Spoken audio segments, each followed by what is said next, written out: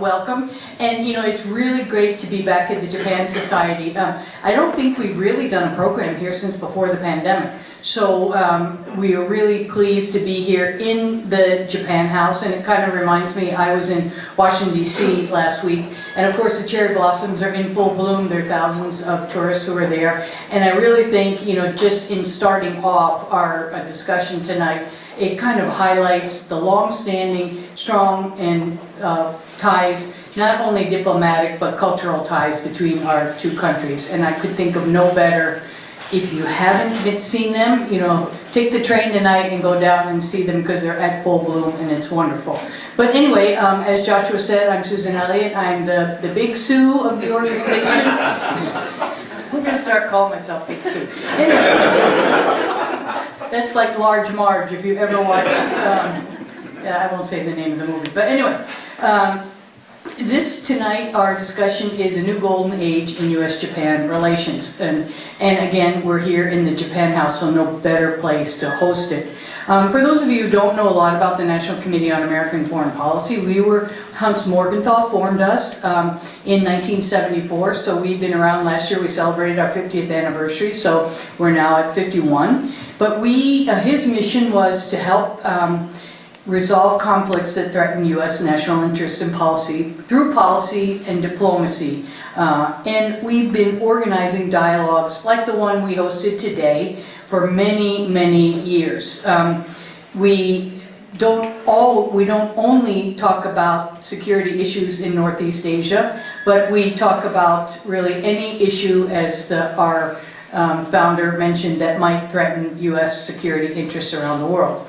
But we also bring together people in conflict, and that's something that really started in the 1990s, in trying to bring people and have unofficial dialogues, especially in places like between mainland China and Taiwan, where there are no official dialogues, and that we can serve as a conduit for bringing people together, coming up with ideas that people have from all sides, and then writing reports with recommendations that we can all agree to, and hopefully that our governments will at least read and think about and maybe adopt.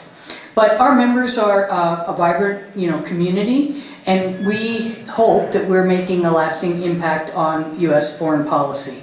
And just to tell you, if you go to our website, I'll make a little plug, ncafp.org, we have memberships. It shows you the reports you can read, the kinds of activities we have, like tonight's program. So for those of you especially who are joining us virtually, I hope you will take a look at our website and see the kinds of things that we do and the things that we're planning to do over the next few months. Tonight, as Joshua said, this discussion couldn't come at a more critical time. The U.S.-Japan alliance, to me, remains a pillar of peace and stability in the Asia-Pacific region. I think we can all agree on that. And I was very pleased to see that one of President Trump's first invitations was for a Washington summit with Prime Minister Ishiba. So that I think we should take, as I said today, I was cautiously optimistic that we should take that as a good sign. The two declared, that's why we stole their name for the title tonight, a new golden age of U.S.-Japan relations.